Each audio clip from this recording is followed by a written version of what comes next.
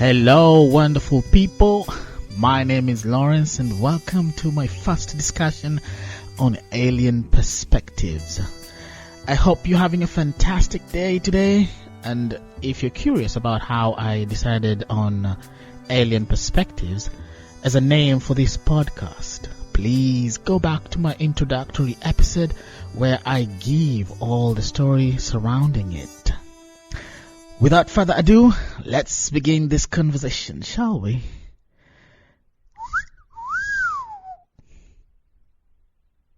Catcalling.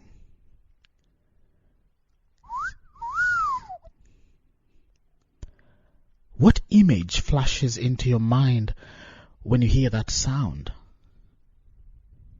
Do you get frightened?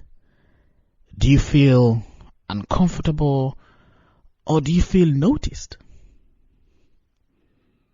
These are questions that I would like to indulge you and get your insights on as I aim to understand catcalling behaviors in American societies. Content warning, first of all, this discussion might be triggering to some of you, so please feel free to write your reactions in the comment section below. I would really appreciate that, and I'm looking forward to hearing from you. I would like to reference two cultural situations in my conversation today because I understand it is really sensitive and mostly unaddressed. One being from my own perspective in East Africa, and the other from my discussions and observations with American friends in American societies. First of all, I will start with American views on catcalling. This is not a generalized or a generalization of the topic, but I will always keep referring to my experiences as I learn and share with you today. So, a few months ago, one of my friends that I talked to was brave enough to share with me that catcalling led to one of her best friends being sexually assaulted. This really hit so hard and deep for me because it was really disturbing to hear that men go to the extent of harassing and assaulting women. These sorts of behavior should be condemned in our societies because I will confirm for sure no man likes their sister being catcalled, but it's unfortunate that the same men still indulge in these disrespectful behaviors. Talk to me. Tell me. Indulge me on your thoughts about catcalling as we continue to dive into this conversation. This is understandably meant that even having that discussion with that friend of mine, it was triggering to her since she had her own feelings about the topic and she does not appreciate being catcalled because it makes her really uncomfortable, embarrassed, unsafe, and scared for sure. I feel scared right now because I've learned quite a lot over the past couple of months indulging people in this conversation about catcalling, getting people's views, and the harassment part. She was keen to point out how that is a common feeling among women. After listening to her, though, she was so bold to note that it becomes awkward and creepy and, coupled with the past, potentially dangerous. People do suffer from trauma, from catcalling experiences that broke them internally. And this was the same reaction I got from 8 other people I interviewed, or rather had sensitive, intimate conversations with, including men. Yeah, I know, including men. I mean, the scenarios from a guy's perspective is often viewed as uncouth, even though men do not get catcalled as much as women, hence the one-sided objectification. And if they do, it is also also considered weird, or the man is being led on by those women or men who catcall him or them. What do you think? Do you think that men don't get catcalled, or they do get catcalled? Please allow me to give you another scenario in the picture and bring to your attention my own cultural surroundings on catcalling. So, growing up in my society as a young boy, you're always encouraged by your peers to join on and catcalling women. I remember when I was a child, it was really fun. You're a boy, you're a teenager, your body is just in that development stage, lots of hormones developing, you start feeling your voice dropping and all that stuff, and it was mostly used as a way to prove your masculinity, while at the same time a way of showing your appreciation to the beauty of a woman, and they in return also appreciated being noticed. That, as far it went, I mean, that was that was like the maximum limit. That was as far as it went. That was it. At least from what I witnessed in my upbringing and in my community where I was raised. Wow. Looking back at those moments, I'm like, wow. At first, it is not creepy if it is one person doing it, but it gets really uncomfortable when it turns into a group of men all catcalling one woman at the same time. That was definitely uncomfortable for me. I could remember when I was a teenager. This was a testimony from one of my friends also, whose identity I will not reveal. It will continue remaining anonymous. Yeah. But at the same time, a lot of women in my community felt that if you do not catcall them, they get annoyed because you did not notice them, and that it's looked upon as rudeness from the street's perspective in my upbringing. Oh, wow. Do you have such scenarios in your community? Share with me in the comment section below. I never understood why catcalling suddenly became such a huge deal for a young boy to learn how to do.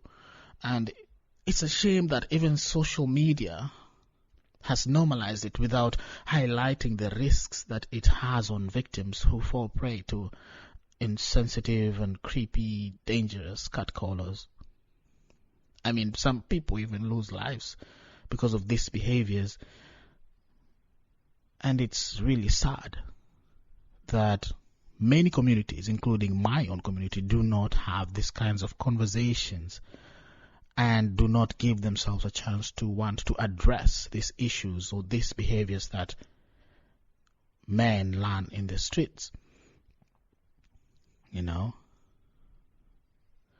am not at any point glorifying these behaviors, even though my side of the coin might be different from your perspective. But again, this is not to say that all women appreciate being catcalled, because some don't.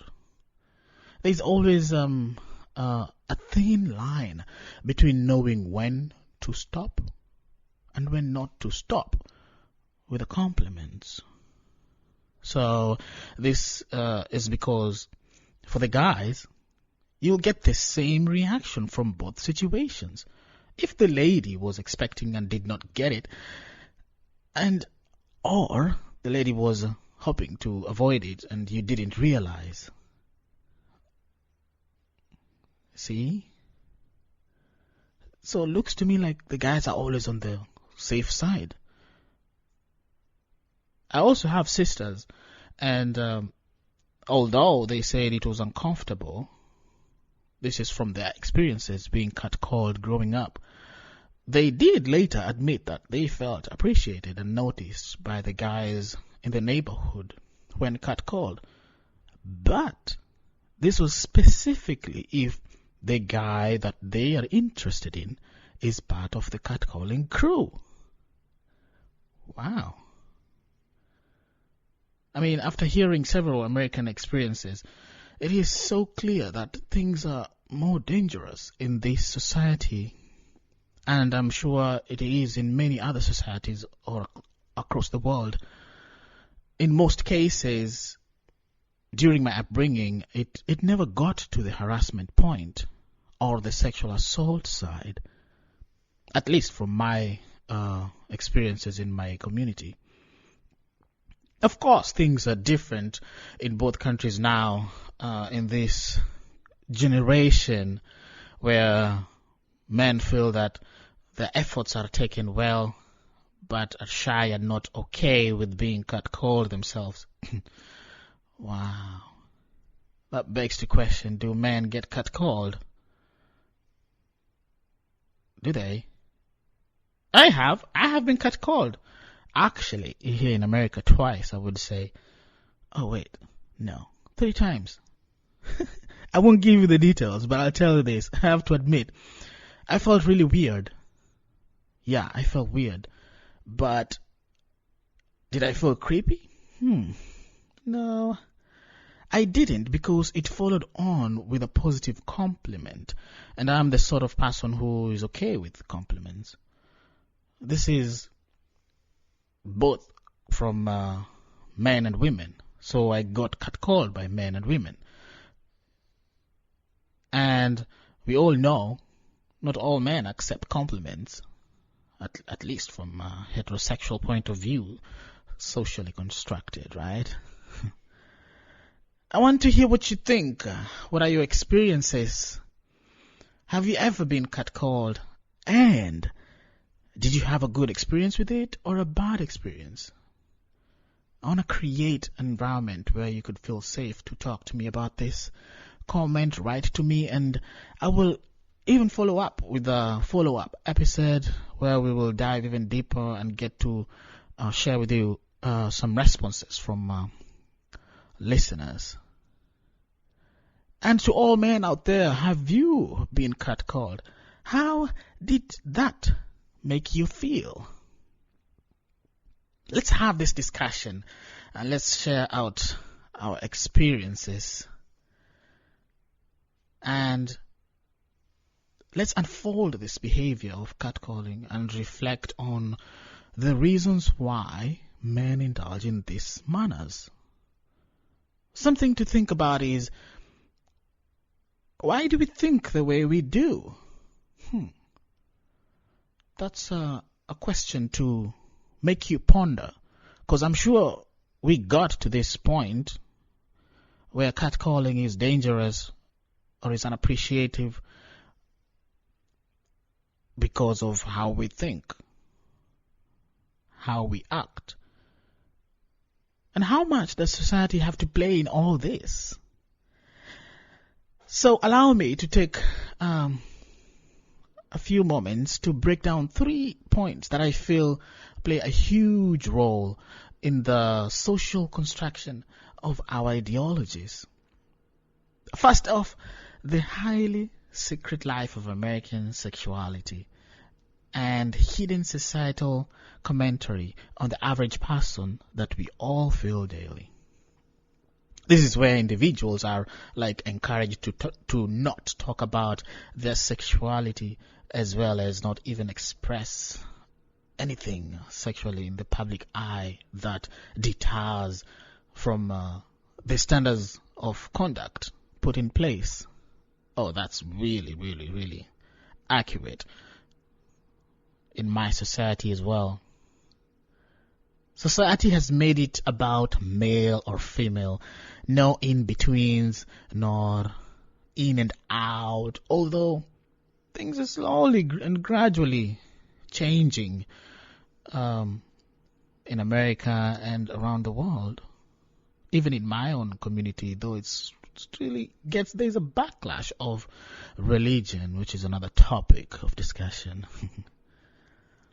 These expressive limitations make many people close in on themselves and pushes them into closets with a sad aim to fit into the society's expectation. Pretty common in many African communities. Wow. It is indeed. This it truly stops many people from embracing their identities and being who they are. And that, to me, I feel personally fuels the discomforts in conversations like today's topic on catcalling. I'm sure many parents in my own society would be like, what are you doing talking about this stuff? Number two, the feminist movement is becoming more aware of different ways the society undermines the contribution of women and their worth other than their bodies. I mean, this tends to be perturbing to me because women objectification has been normalized for a long time. And women's worth is like confined only to society's standards of femininity and beauty. Ooh, shut the front door. What?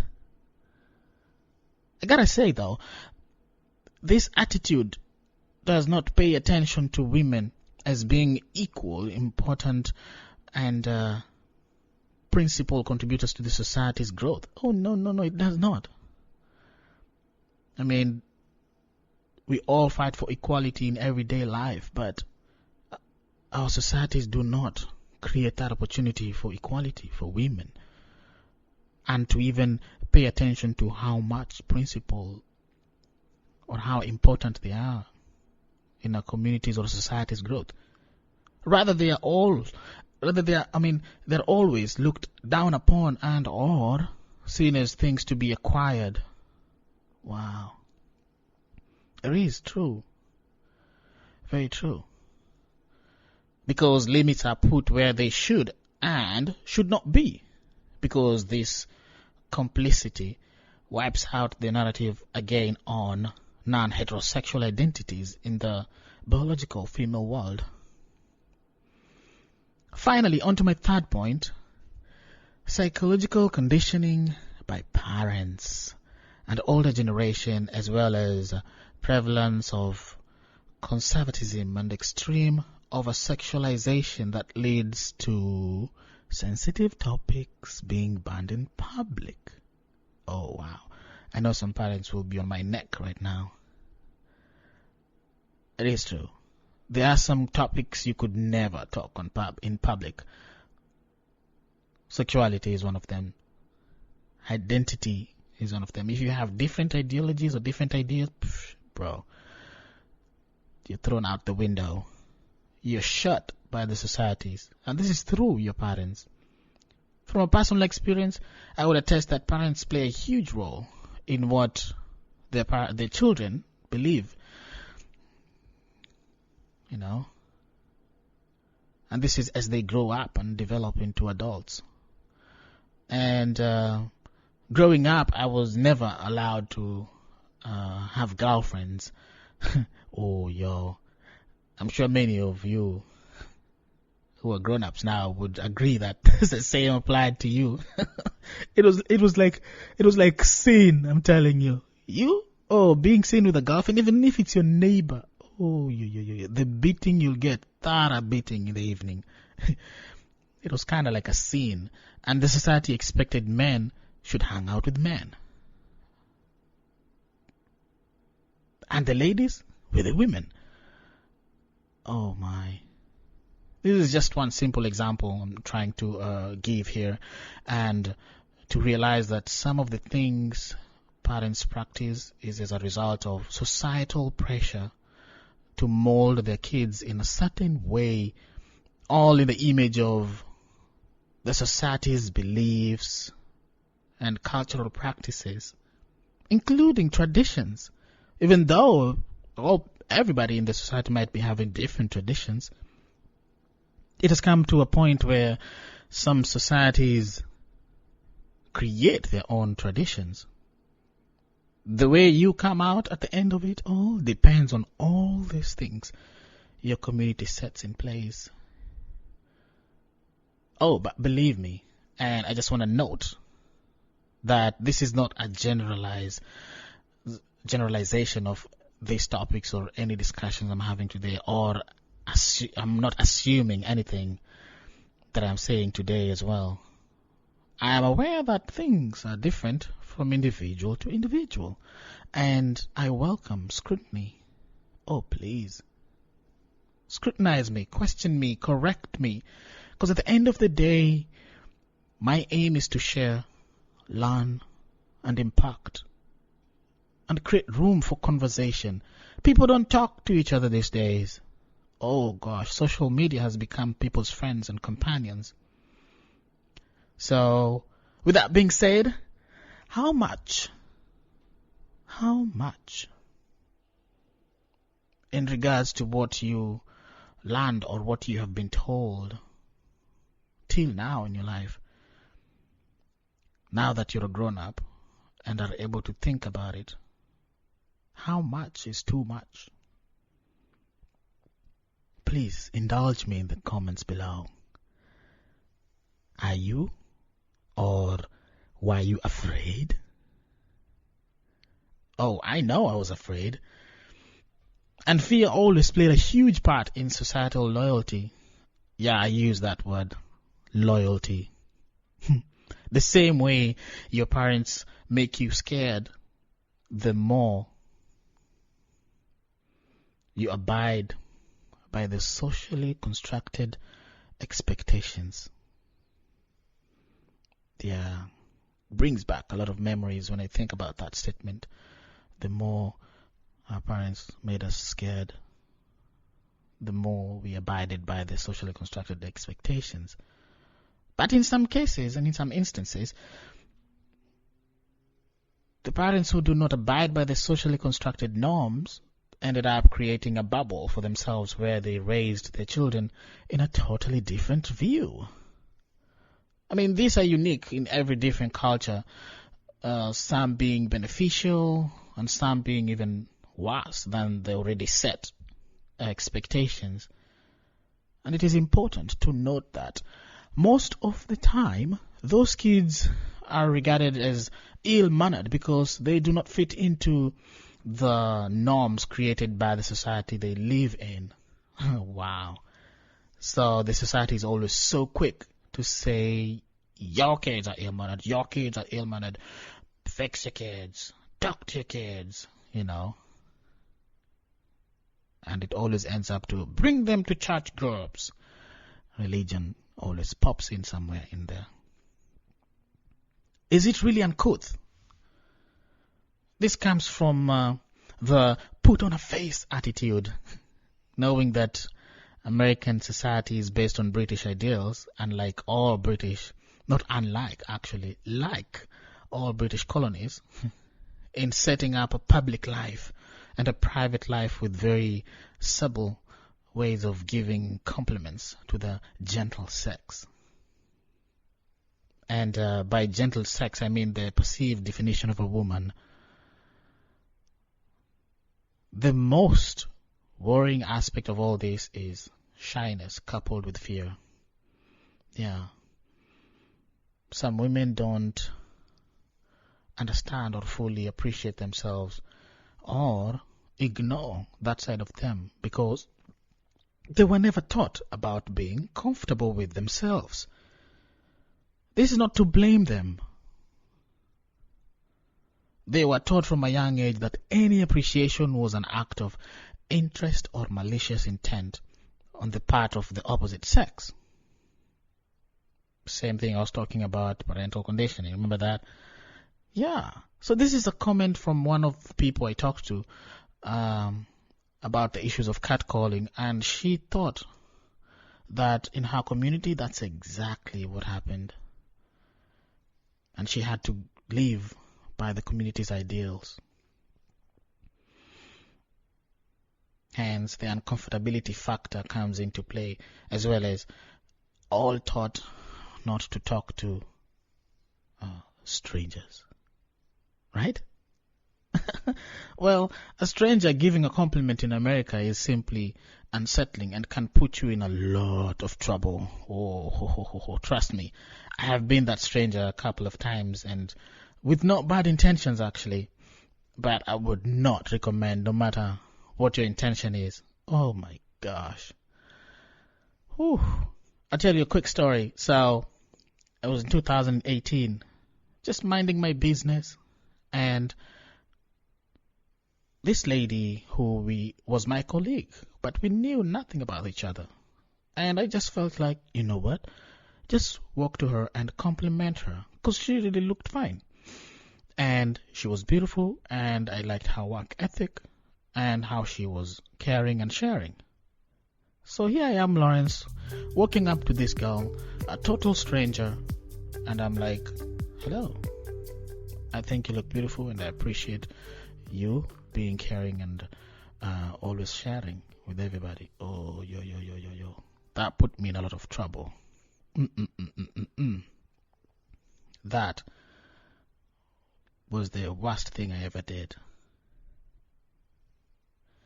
So some women may or may not know the character of a man that might catcall them in the first place. So this sets off alarm bells, because that to me was